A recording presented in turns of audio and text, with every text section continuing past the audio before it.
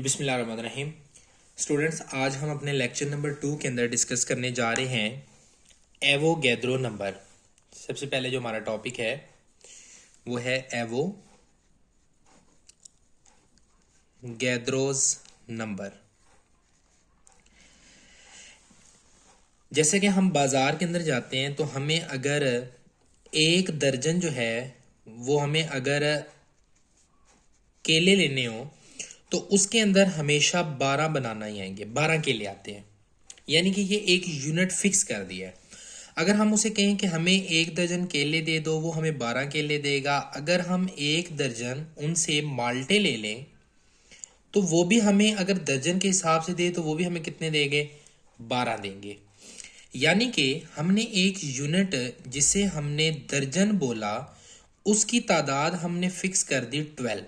यानी कि जब हम डजन बोला करेंगे तो हमें वो मिकदार कितनी दी जाएगी? 12 ही मिकदार में दिए जाएंगे। इसी तरह एवोगैद्रो ने क्या किया कि एक वैल्यू फिक्स की।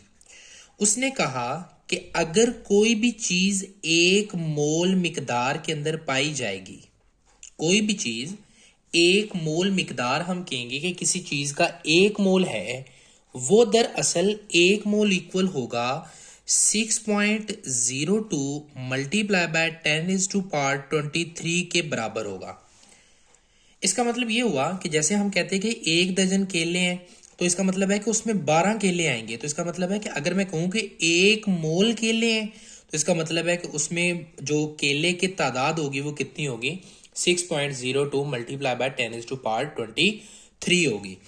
एक्चुअली ये वाली जो टर्म थी ये हमने निकाली थी एटम्स के लिए, उनकी मेजरमेंट करने के लिए। एवोगैद्रो का मतलब है कि कोई भी चीज है, फॉर एग्जांपल मैं कहता हूं कि मेरे पास 1 मोल पड़ा हुआ है हाइड्रोजन, मेरे पास 1 मोल पड़ा हुआ H2 हो गया, 1 मोल मेरे पास मौजूद है O2, मेरे पास 1 मोल मौजूद है सोडियम Na। तो इसका मुराद ये है कि 6.02 मल्टीप्लाई बाय 10⁻23 मालिक्यूल होंगे एक मोल हाइड्रोजन में, 6.02 मल्टीप्लाई बाय 10⁻23 मालिक्यूल होंगे ऑक्सीजन में, और 6.02 मल्टीप्लाई बाय 10⁻23 क्या होंगे? एटम होंगे किसके? सोडियम के। अब ऐसा क्यों है? क्योंकि मैं एक मोल हाइड्रोजन की बात कर रहा हूं, मैं एक मोल ऑक्सीजन की बात कर रहा हूं, और एक मोल किसकी बात कर रहा हूं? सोडियम की। क्योंकि हमने ये यूनिट फिक्स कर दिया कि एक मोल हमेशा इक्वल होगा किसके? 6.02 मल्टीप्लाई बाय 10⁻23 के इक्वल होगा। जबकि देखा जाए तो हाइड्रोजन का जो मालिक्यूल है इसका जो वेट है वो 6.018 के लगभग आता है ग्राम। ऑक्सीजन की अगर मैं बात करता हूं तो ऑक्सीजन का 32 ग्राम आता है वेट। इसी तरह सोडियम की अगर मैं बात करता हूं तो वो 23 ग्राम में आएगा। अब जरा आप गौर करें कि एक मोल हाइड्रोजन का मास 2.016 है, एक मोल ऑक्सीजन का 32 है 32, एक मोल सोडियम का 23 है। अब देखें तीनों का मैस में जो है वो सारे डिफरेंट हैं, जबकि नंबर ऑफ पार्टिकल क्या है? सेम है। Number of particle is actually the number of mole है। मोल फिक्स कर दिए गए कि इतने ही ज़रात होंगे तो वो 1 मोल के इक्वल होंगे। अब एवोगैद्रो को हम जो रिप्रेजेंट करते हैं वो हम इस सिंबल से रिप्रेजेंट करते हैं। एन बड़ा, ए बड़ा, लेकिन उसके फुट के अंदर रखना है आपने, एन के फुट में। इसको एल लेटर से भी रिप्रेजेंट किया जाता है। यानी कि एवोगैद्रो को मैं एन ए से भी रिप्रेजेंट करता हूं, एल से भी रिप्रेजेंट किया जाता है। तो पाकिस्तानी आथर्स और इंडियन आथर एन ए से ज्यादातर रिप्रेजेंट करते हैं, और फॉरेन आथर किससे रिप्रेजेंट करते हैं? एल से रिप्रेजेंट करते हैं। तो एवोगैद्रो जो है वो एक्चुअली नंबर ऑफ पार्टिकल्स हैं जो किस में पाए जाते हैं? एक मोल सब्सटेंस में पाए जाते हों, वो हमेशा कितने होंगे? 6.02 मल्टीप्लाई बाय 10⁻23 पाए जाते हैं। तो ये आपने याद रखना है, बहुत इंपॉर्टेंट शॉर्ट क्वेश्चन है। अब मैं बात करता हूं मोल क्या है। मोल जो होता है एक्चुअली इसको आपने याद रखना है, इसका एक फार्मूला है। मोल किसी भी चीज के आपने फाइंड करने हो, आप कहते हैं मैस ऑफ सब्सटेंस जिस चीज के आपने मोल फाइंड करने हो, mess of substance over molar mass आप लिखेंगे, मोलर मैस। फॉर एग्जांपल मैं कहता हूं कि आप मुझे जो है कोई चीज है उसका जो वेट है वो 24 ग्राम है, ठीक है, तो उसका जो मोलर मैस है वो 12 ग्राम है। आप मुझे उसके मोल फाइंड करके दें तो वो मेरे पास कितने मोल आ जाएंगे, 2 मोल आ जाएंगे।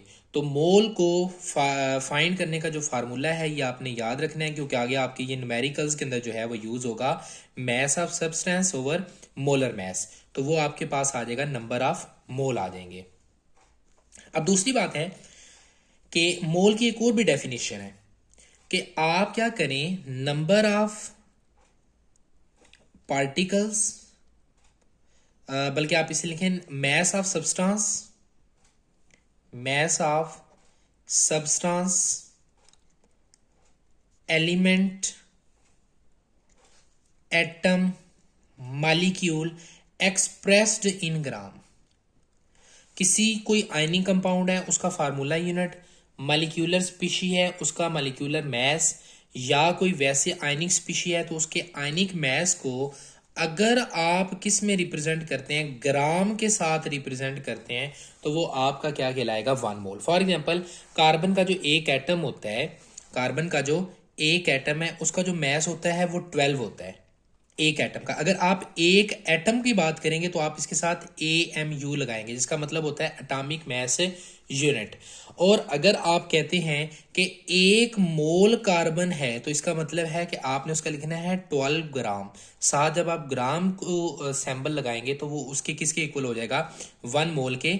लेकिन अगर आप एक एटम की बात करेंगे तो आप उसके साथ जो सैंबल यूज करेंगे वो क्या करेंगे, 1 AMU। आगे हम कैलकुलेशन करते हैं 1 AMU 1 यानी कि एटॉमिक मैस यूनिट की क्या कैलकुलेशन होती है जी। तो स्टूडेंट्स जो रिलेटिव एटॉमिक मैस है ये उसका यूनिट है, atomic mass unit is a unit of relative atomic mass. हम जानते हैं कि एटम जो होता है वो बहुत ज्यादा स्मॉल होता है, बहुत छोटा होता है।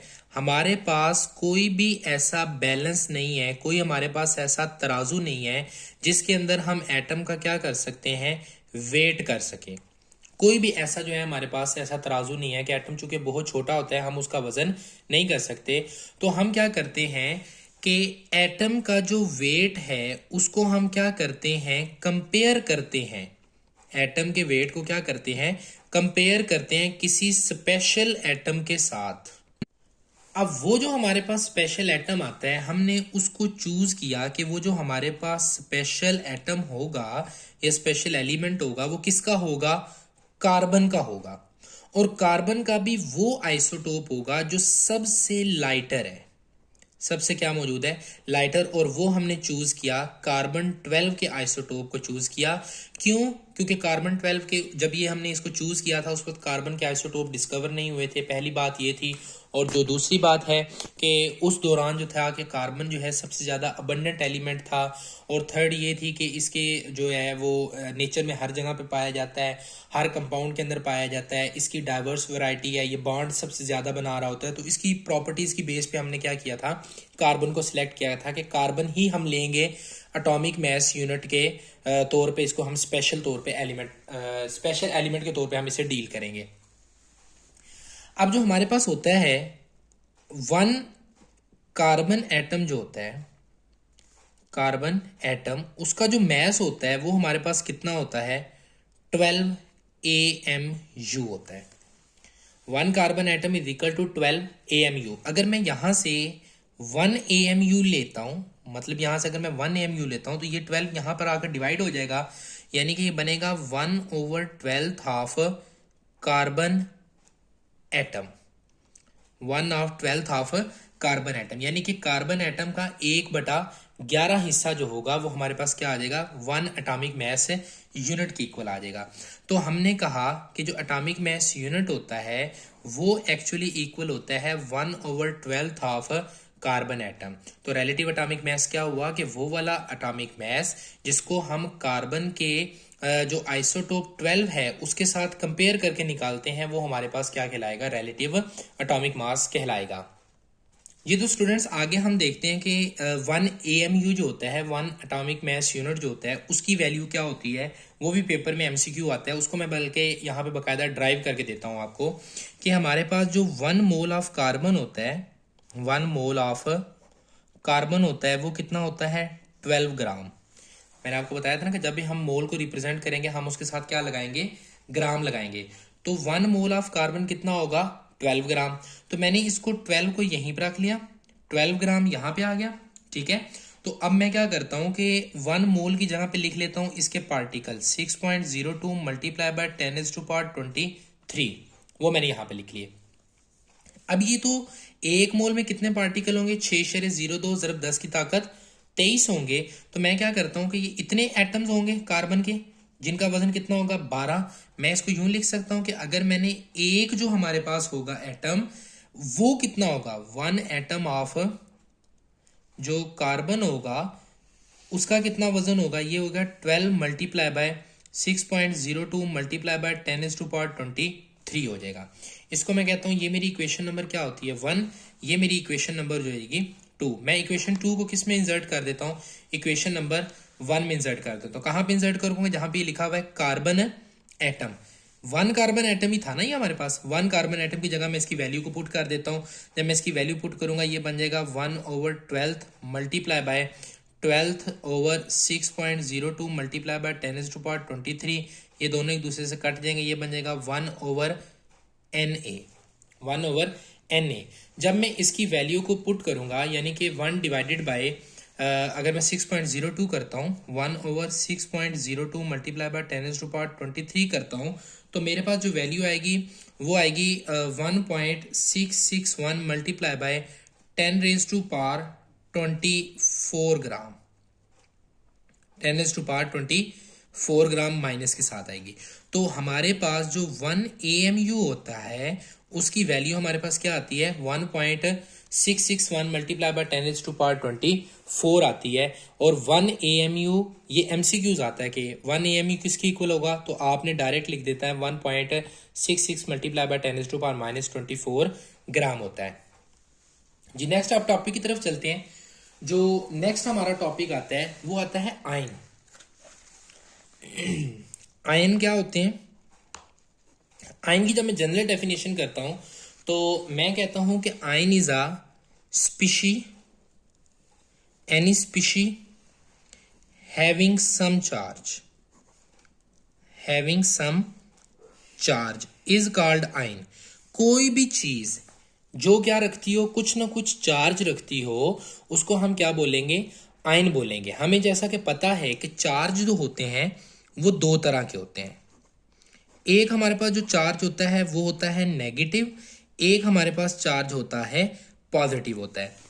तो जो कि चार्ज 2 तरह का हुआ तो आयन की हमारे पास टाइप भी क्या हो जाएंगी, 2 तरह की टाइप हो जाएंगी। एक वो टाइप जिसके ऊपर पॉजिटिव चार्ज होगा और एक वो होगी जिसके ऊपर क्या होगा, नेगेटिव चार्ज होगा। पॉजिटिव चार्ज जब होगा किसी चीज पे उसे हम बोलेंगे कैटायन। अगर किसी आयन के ऊपर क्या होगा, नेगेटिव चार्ज होगा, हम उसे क्या बोलेंगे, एनायन बोलेंगे। अब थोड़ा सा इसको डिटेल में देख लेते हैं कि पॉजिटिव चार्ज कब आता है और नेगेटिव चार्ज कब आता है। पॉजिटिव चार्ज के ऊपर मैं देखता हूं कि हम जाते हैं कि हाइड्रोजन जो होता है वो उसका एटॉमिक नंबर जो होता है वो 1 होता है। इसका मतलब ये हुआ कि हाइड्रोजन का ये न्यूक्लियस है, इसमें एक जो है वो प्रोटॉन है, 0 न्यूट्रॉन है। और जितने हमें पता है कि प्रोटॉन होते हैं उतने ही बाहर क्या होते हैं, इलेक्ट्रॉन होते हैं। पॉजिटिव चार्ज किस वक्त आता है, आप देखो ना, प्रोटॉन के ऊपर होता है पॉजिटिव चार्ज, इलेक्ट्रॉन के ऊपर क्या होता है, नेगेटिव चार्ज। जितने प्रोटॉन उतने ही इलेक्ट्रॉन होंगे, तो दोनों एक दूसरे के चार्ज को क्या कर देंगे, कैंसिल कर देंगे। तो वैसे एटम जो होता है वो क्या होगा, न्यूट्रल होगा। लेकिन जब केटाइन बनता है तो इसका जो इलेक्ट्रॉन होता है वो यहां से क्या हो जाता है, खारिज हो जाता है, जिसकी वजह से अब क्या होगा कि न्यूक्लियस के अंदर मौजूद जो +1 चार्ज है वो तो मौजूद है, लेकिन बाहर अब इस वक्त इलेक्ट्रॉन मौजूद नहीं है। इस वजह से एटम के ऊपर कौन सा चार्ज आ जाता है, पॉजिटिव चार्ज आ जाता है। कौन सा चार्ज आ जाएगा, पॉजिटिव चार्ज आएगा। मैं ऐसे कह सकता हूं कि केटाइन ऐसी स्पीशी होती है आयनिक जिसपे क्या होता है, पॉजिटिव चार्ज होता है।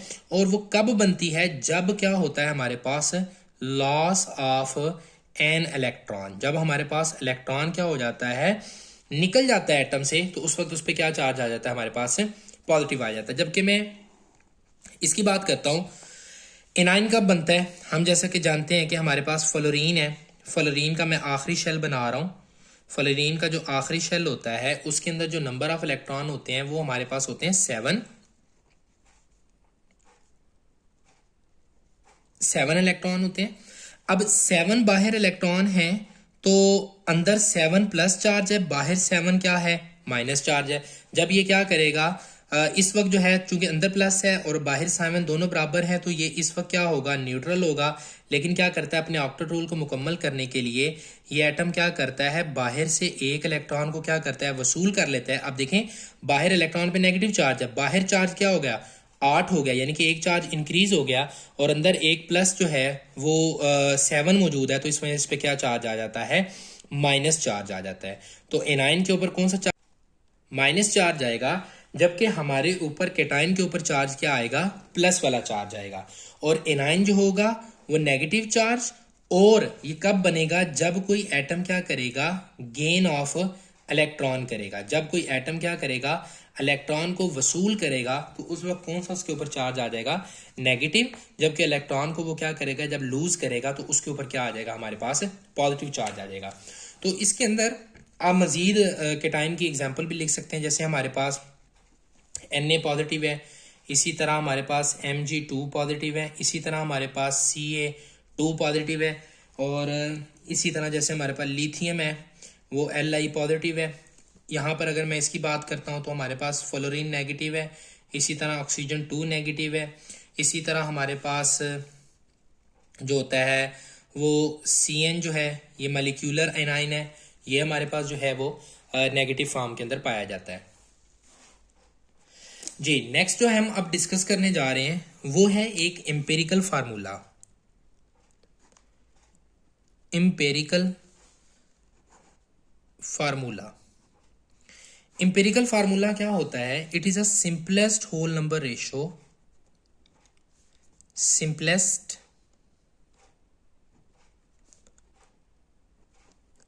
Whole number ratio present between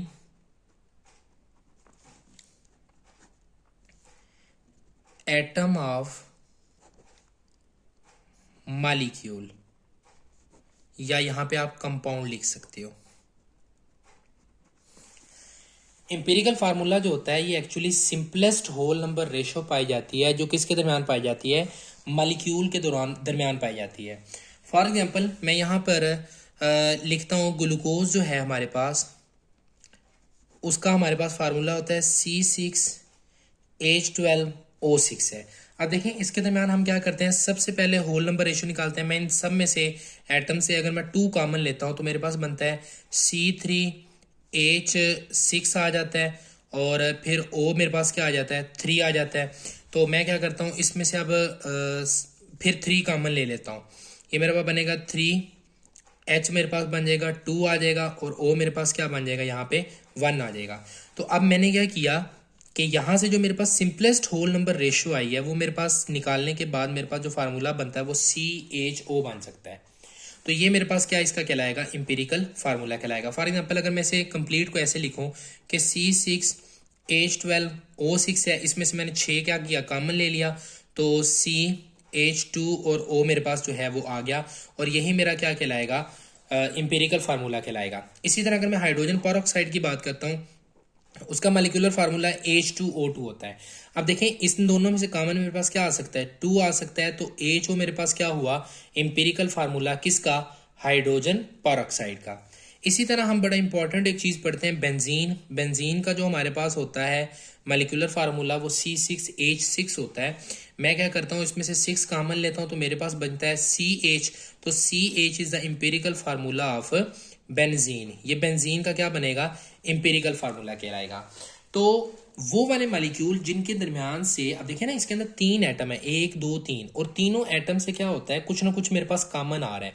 अगर कॉमन आता है तो उसका एम्पिरिकल फार्मूला निकलेगा, अगर कॉमन नहीं आता तो उसका एम्पिरिकल फार्मूला वही होगा जो उसका क्या होता है, एम्पिरिकल फार्मूला। फॉर एग्जांपल मैं कहता हूं जी मीथेन है, मीथेन का फार्मूला है CH4। अब देखें इसमें से 4 तो मैं चलो कॉमन ले लूं, लेकिन कार्बन से कुछ ना कुछ कॉमन नहीं आता। कार्बन तो यहाँ पे 1 है ना, तो वो कार्बन मेरा यहाँ पे कॉमन नहीं आता, तो इसीलिए इसका क्या है, मॉलिक्यूलर फार्मूला, और यही इसका क्या होगा, एम्पिरिकल फार्मूला कहलाएगा। ठीक हो गया। अब मैं इस तरह एक और एग्जांपल लेता हूँ। हमारे पास जैसे आता है H2O। अब देखें 2 इसमें से अगर मैं कॉमन लूँ तो ऑक्सीजन में से कॉमन नहीं आता, तो यही इसका मॉलिक्यूलर फार्मूला है, यही इसका क्या है, एम्पिरिकल फार्मूला। इसके अलावा जैसे CO2, इसमें से जो है वो कॉमन नहीं आता, तो यही इसका मॉलिक्यूलर फार्मूला, यही इसका एम्पिरिकल फार्मूला।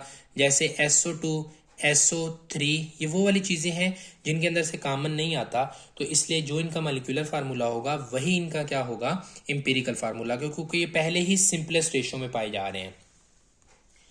तो नेक्स्ट आगे देखते हैं जी, मॉलिक्यूलर फार्मूला। मॉलिक्यूलर फार्मूला जो होता है, मॉलिक्यूलर फार्मूला, मॉलिक्यूलर फार्मूला जो होता है, the formula that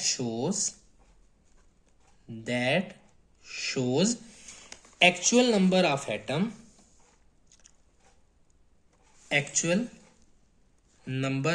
atom present in molecule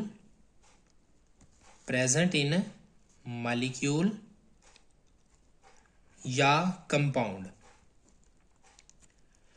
molecular formula क्या होता है, वो वाला फार्मूला जो हमें क्या बताता है, किसी भी मॉलिक्यूल के अंदर जो हकीकत के, जो असली तौर पर उसके अंदर एक्चुअल नंबर ऑफ एटम पाए जाते हैं, वो हमें बताता है, वो हमारा क्या कहलाता है, मॉलिक्यूलर फार्मूला। फॉर एग्जांपल मैं आपको यहाँ पे अभी मैंने एग्जांपल ली थी कि C6H6 बेंजीन का क्या है, मॉलिक्यूलर फार्मूला, जो हमें बताता है कि बेंजीन के अंदर कार्बन की तादाद भी 6 है, हाइड्रोजन की तादाद भी क्या है, 6 है, और इसका एम्पिरिकल फार्मूला मैंने CH बताया था। अब C जो है वो हमें बता रहा है कि कार्बन 1 है, जबकि हाइड्रोजन क्या है, वो भी 1 है। अब ये जो चीज़ है आपके पास, इस केस के अंदर हमें वहाँ पर उसके अंदर टोटल नंबर ऑफ, इस मॉलिक्यूल के अंदर तो बता देगा, चले ये बेंजीन का है, लेकिन उसके अंदर मौजूद एक्चुअल नंबर ऑफ एटम जो है वो नहीं बताता। यहाँ पे एक्चुअल नंबर ऑफ एटम हमें नहीं बताएगा, तो मॉलिक्यूलर फार्मूला हमें टोटल नंबर ऑफ एटम भी बताता है। यहां तक बात समझ आ गई है। अब जिनके दरमियान एक बहुत इंपॉर्टेंट जो है वो शॉर्ट क्वेश्चन आता है कि what is the relationship between empirical formula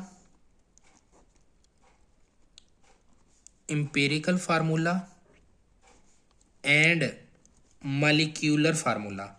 molecular formula और एम्पिरिकल फार्मूला के अंदर क्या रिलेशनशिप है, तो आपने इस जो क्वेश्चन है इसका आंसर में आपने लिखना है कि molecular formula is equal to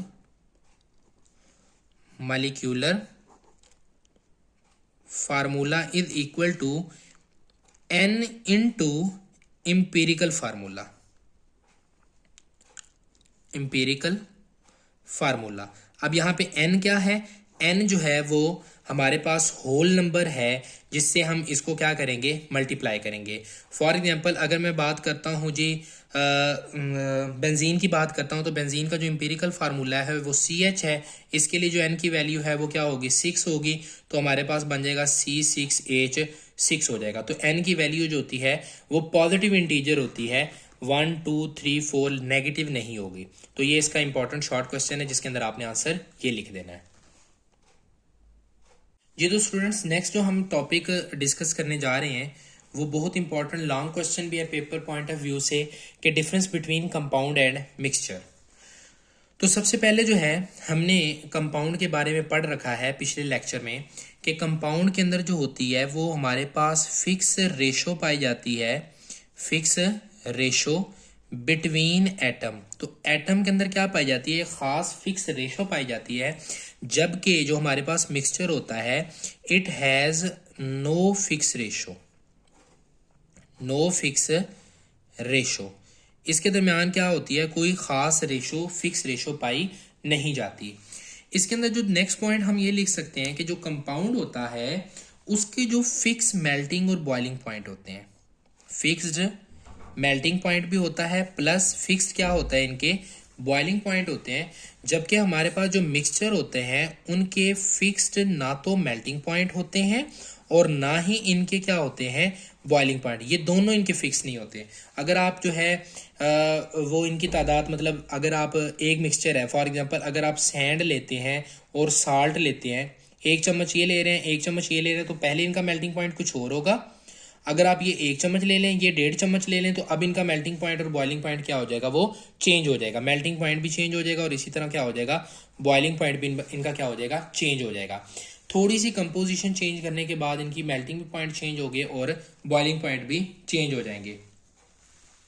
next हम इसमें ये लिख सकते हैं कि इनके अंदर जो होती हैं, आप जब रिएक्शन होता है, आफ्टर रिएक्शन वॉल्यूम जो होता है वो डिक्रीज हो जाता है। वॉल्यूम क्या हो जाता है, डिक्रीज हो जाता है, जबकि इनके अंदर, इस केस के अंदर जो होता है कोई वॉल्यूम चेंज नहीं होता, no change in volume. For example कि मैंने जी हाइड्रोजन ली 1 मोल, 1 मोल ही मैंने इसमें जनाबे वाला ऑक्सीजन ले ली, 1/2 ले लिया, तो ये हमारे पास बनेगा H2O, वाटर बन जाएगा। अब इनकी जो हमारे पास मिकदार थी वो कुछ और होगी और इनका जो वॉल्यूम होगा वो थोड़ा सा वॉल्यूम क्या हो जाएगा, कम हो जाएगा, क्योंकि ये भी गैस है, ये भी गैस है। ये जो होगा हमारे पास लिक्विड होगा और आपको पता है कि लिक्विड के अंदर मॉलिक्यूल एक दूसरे के क्या होते हैं, बिल्कुल क्लोज होते हैं, तो इसका जो वॉल्यूम हो जाएगा वो क्या हो जाएगा, डिक्रीज हो जाएगा या इंक्रीज भी हो सकता है, हमेशा डिक्रीज नहीं हो सकता। आप इस तरह लिख लें, इनके अंदर वॉल्यूम डिक्रीज भी हो सकता है या इंक्रीज भी हो सकता है। जबकि यहाँ पे मैं क्या होगा, 1 मोल अगर मैं जो है वो हाइड्रोजन ले रहा हूँ, गैस ले रहा हूँ, तो अगर इसी के अंदर 1 मोल ही फिर मैं क्या ले लेता हूँ, ऑक्सीजन ले लेता हूँ, गैस ही ले लेता हूँ, तो इनके अंदर कोई वॉल्यूम जो है वो चेंज नहीं होगा, क्योंकि गैस के मॉलिक्यूल जो होते हैं वो एक दूसरे से बहुत ज़्यादा जो है वो दूर पाए जाते हैं, तो इस वजह से जो है उनके वॉल्यूम के दरमियान जो है वो ख़ास जो है वो चेंज नहीं आती है। इसकी एग्जांपल के अंदर आप लोग लिख देंगे कि ये हमारे पास पाया जाता है HCl, इसी तरह C6H12O6, इसी तरह C6H6 पाया जाता है, इसी तरह हमारे पास वाटर है। ये सारी एग्जांपल आप यहाँ पे लिख सकते हैं। यहाँ पर आप जो है वो कोल्ड ड्रिंक की एग्जांपल दे लें, वो भी एक हमारे पास क्या है, मिक्सचर होता है। इसी तरह आप मिल्क की एग्जांपल दे लें, वो भी हमारे पास मिक्सचर होता है। इसी तरह आप जो है एयर की एग्जांपल दे लें, हवा जो है हमारे पास वो भी क्या है, डिफरेंट गैसेस का मिक्सचर पाया जाता है। अब जी नेक्स्ट पॉइंट की तरफ चलते हैं कि फॉर एग्जांपल कि हाइड्रोजन ने ऑक्सीजन के साथ मिला और वाटर बना दिया। अब ये भी गैस थी, ये भी गैस थी, जबकि ये हमारे पास क्या था, लिक्विड था। जब रिएक्शन हो जाता है इन्हें हम कहते हैं कॉन्स्टिट्यूट, कॉन्स्टिट्यूट कहते हैं। ये हमारे पास प्रोडक्ट होती है। हम ऐसे कहते हैं कि जब कंपाउंड बनता है तो कंपाउंड के अंदर जो प्रॉपर्टीज होती हैं, प्रोडक्ट की जो प्रॉपर्टीज होती हैं, वो अपने कॉन्स्टिट्यूट से क्या होती हैं, डिफरेंट होती हैं। इसकी जो प्रॉपर्टीज होती हैं वो अपने कंपाउंड से, जिनसे वो मिलके बना होता है, उनसे इनकी प्रॉपर्टी क्या होती हैं, अलग होती हैं। जबकि इसके अंदर अगर हम देखते हैं, जब हम मिक्सचर की बात करते हैं, फॉर एग्जांपल अगर मैं सैंड लेता हूँ, उसमें मैं साल्ट डाल लेता हूँ, तो मेरा ये कुछ ना कुछ क्या बन जाएगा, मिक्सचर बन जाएगा। तो जो मिक्सचर की प्रॉपर्टीज होंगी वो बिटवीन होंगी, वो क्या होंगी, बिटवीन होंगी, किसके, सैंड और साल्ट के। यानी कि उसमें कुछ प्रॉपर्टीज सैंड की पाई जाएंगी और कुछ प्रॉपर्टी किसकी होंगी, साल्ट की पाई जाती हैं प्रॉपर्टीज। तो ये हमारा एक लॉन्ग क्वेश्चन है जो पेपर पॉइंट ऑफ व्यू से बहुत ज़्यादा इंपॉर्टेंट है। इसको आप राइट डाउन कर लें अपने पॉइंट्स में, आप इसको अपने पास सेव रख लें। और अब नेक्स्ट एक जो है वो टॉपिक हमारा थोड़ा सा मिस हो चुका है, जिसको हम कहते हैं free radical. Free radical, free radical की आप डेफिनेशन यूं करते हैं, species having odd number of electron. कोई भी ऐसी स्पीशी है हमारे पास जिसके पास क्या पाए जाते हैं, ऑड नंबर ऑफ इलेक्ट्रॉन पाया जाता है, हम उसे क्या बोलेंगे कि वो हमारा क्या है, फ्री रेडिकल है। या इसको हम यूं भी कह सकते हैं कि species having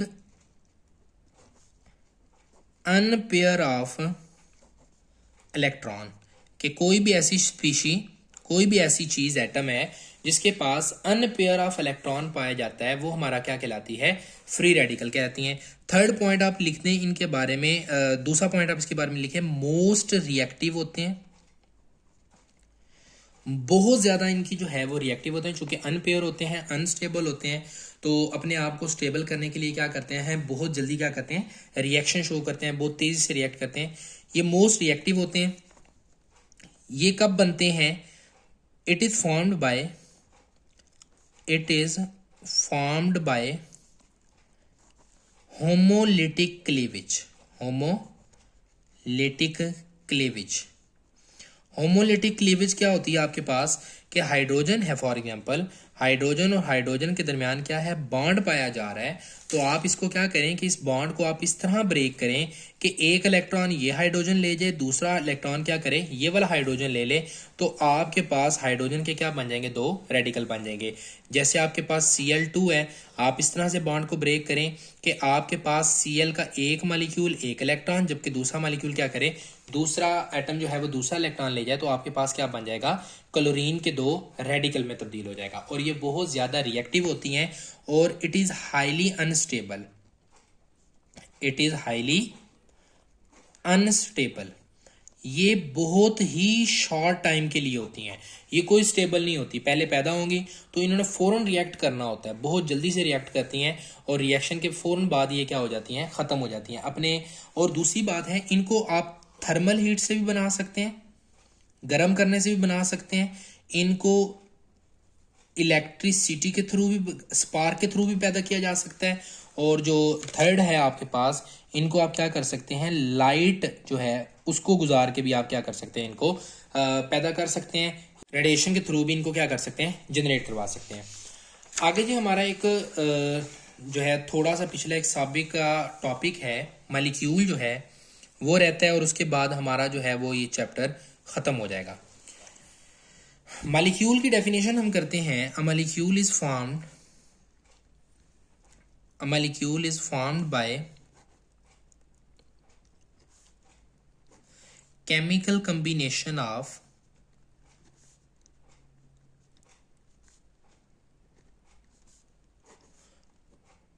to or more atom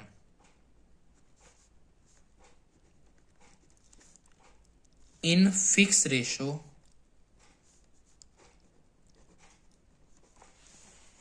molecule को क्या होता है कि 2 एटम्स के दरमियान जो है सेम हो सकते हैं, वो डिफरेंट हो सकते हैं, उनके दरमियान जो है वो जो बॉन्ड बनता है उसे आप क्या कहते हैं, मॉलिक्यूल कहते हैं।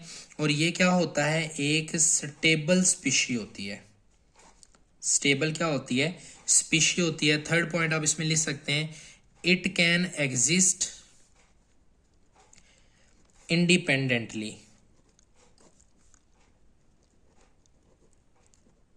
ये क्या करती है, आजादाना अपना वजूद बरकरार रख सकती है, इसको हम क्या कहते हैं, मॉलिक्यूल कहते हैं।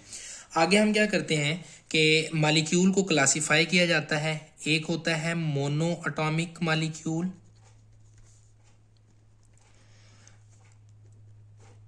फिर हमारे पास होता है डाई एटॉमिक, फिर हमारे पास होता है ट्राई एटॉमिक, फिर हमारे पास आता है होमो एटॉमिक,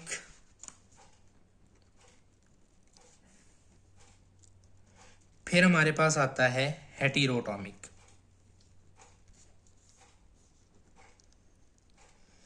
और हमारे पास आता है पॉली एटॉमिक। ये सारी क्लासिफिकेशन किसकी है, मॉलिक्यूल की हैं। मोनो का मतलब होता है सिंगल, एटॉमिक का मतलब होता है एटम। तो मोनोटॉमिक मॉलिक्यूल ऐसे होते हैं जो सिर्फ एक ही एटम पे मुश्तमिल होते हैं। For example noble gases helium है, नियोन है, आर्गॉन है, क्रिप्टॉन है, ये तमाम की तमाम जो गैसेस हैं ये एक ही एटम पे मुश्तमिल होती हैं, इन्हें आप क्या कहते हैं, मोनो एटॉमिक मॉलिक्यूल कहते हैं। फिर आपके पास आता है डाई एटॉमिक। डाई एटॉमिक से मुराद होता है कि डाई का मतलब होता है 2, 2, एटॉमिक से मुराद क्या होता है, एटम। तो डाई एटॉमिक मॉलिक्यूल वो वाले मॉलिक्यूल होते हैं जिनमें 2 एटम पाए जाते हैं। For example H2, O2, Cl2 और N2, ये तमाम के तमाम जो हैं किस में आएंगे, डायटॉमिक मॉलिक्यूल में। ट्राइएटॉमिक के अंदर है कि वो वाले मॉलिक्यूल हैं हमारे पास जो किस फॉर्म के अंदर पाए जाते हैं, जिनमें 3 एटम पाए जाते हैं। जिनमें क्या पाए जाते हैं, 3 एटम। फॉर एग्जांपल ओजोन है हमारे पास, इसकी बेस्ट एग्जांपल है। और बाज बुक्स के अंदर अजाइड जिसे हम कहते हैं N3 नेगेटिव की फॉर्म में, ये भी पाया जाता है। फिर उसके बाद होते हैं पॉलीएटॉमिक।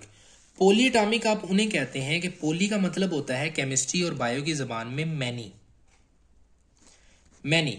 पॉलीएटॉमिक मॉलिक्यूल ऐसे मॉलिक्यूल जिनमें एटम की तादाद 3-4 से ज्यादा होती है, उन्हें हम क्या कहते हैं, पॉलीएटॉमिक मॉलिक्यूल, यानी कि बहुत ज्यादा उसमें एटम्स पाए जाते हैं। जैसा कि आपके पास है C6H12O6, जिस तरह आपके पास है H2SO4 सल्फ्यूरिक एसिड पाया जाता है। इसी तरह आपके पास है C12H22O11 जो आपके पास सुक्रोज है, जिसे आप जो है वो कॉमन शुगर कहते हैं, वो पाई जाती है। अब बात आती है होमोएटॉमिक और हेटेरोटॉमिक। होमो का मतलब होता है सेम। होमोएटॉमिक मॉलिक्यूल होते हैं ऐसे मॉलिक्यूल होते हैं जो सेम तरह के एटम से मिलकर बने होते हैं। फॉर एग्जांपल H2, इनमें 2 एटम है, दोनों ही हाइड्रोजन के हैं। O2, दोनों ही हाइड्रोजन के हैं। O3, तीनों ही ऑक्सीजन के हैं, यानी कि सॉरी ये O2 दोनों ही ऑक्सीजन के हैं, O3 तीनों ही क्या है वो ऑक्सीजन के, यानी कि एटम जितने भी आपस में कंबाइन हुए होंगे मॉलिक्यूल के, वो तीनों चारों या जितने भी होंगे वो सारे एक ही तरह के एटम के पाए जाएंगे। जबकि हेटेरोटॉमिक में क्या होता है, हेटेरो का मतलब होता है डिफरेंट, वेरिएटेड। तो ये इसमें जो एटम होंगे वो हमारे पास क्या होंगे, डिफरेंट पाए जाएंगे। जैसे CO2 H2O, यानी कि आप देखें ना, इसमें 2 ऑक्सीजन और 1 कार्बन पाया जाता है, इसमें 2 हाइड्रोजन और 1 क्या पाया जा रहा है, ऑक्सीजन पाया जा रहा है। तो ऐसे मॉलिक्यूल जिसमें 1 या 1 से ज्यादा तरह के क्या पाए जाते हो, एटम पाए जाते हो, उसे हम क्या बोलते हैं, हेटेरोटॉमिक मॉलिक्यूल पाए कहते हैं। तो इसी के साथ जो है वो स्टूडेंट्स हमारा टॉपिक क्लोज हुआ जाता है, चैप्टर हमारा खत्म हो गया है।